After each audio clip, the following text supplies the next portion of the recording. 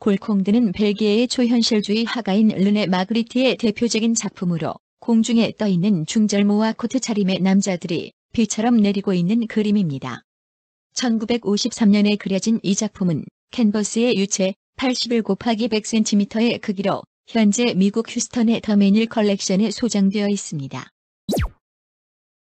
르네 마그리트는 벨기에 출신의 초현실주의 화가로 입체파 미래파의 영향을 받았으나 이후 조르조 데 키리코의 영향을 받아 초현실주의적인 작품을 그리기 시작하였습니다. 1920년대 일어난 초현실주의는 무의식의 세계나 꿈의 세계의 표현을 지향하는 예술 사조로 현실에 존재하지 않거나 있을 것 같지 않은 일 등을 작품으로 나타내었습니다.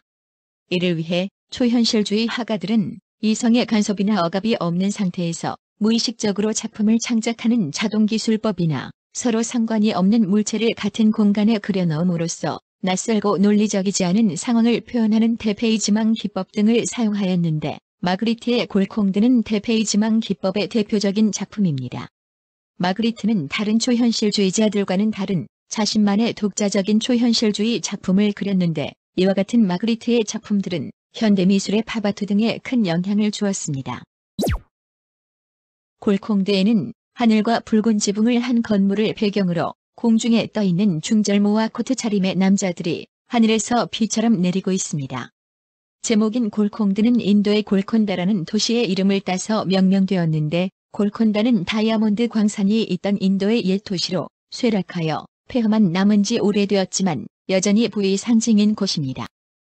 골콩드 작품의 윗부분은 푸른 하늘이 그리고 아랫부분은 건물로 구성되어 있는데 붉은 지붕을 한 건물은 그림의 수평 방향을 가로지르고 커튼이 쳐진 창문과 남자들은 대조적으로 수직 방향을 이루고 있습니다.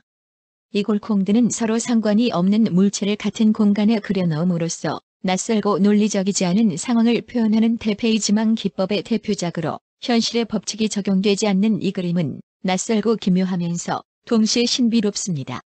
같은 중절모와 코트 차림을 한 남자들은 얼핏 보면 비슷한 자세를 하고 있는 것 같지만 실제로는 어떤 사람은 정자세로 정면을 응시하고 있고 또 어떤 사람은 코트 속에 한 손을 넣은 채 오른쪽을 응시하고 있는 등 다른 자세를 취하고 있으며 또한 개성이 없고 경직되어 있어 상호작용 없이 감정적으로 서로 차단된 것처럼 보입니다.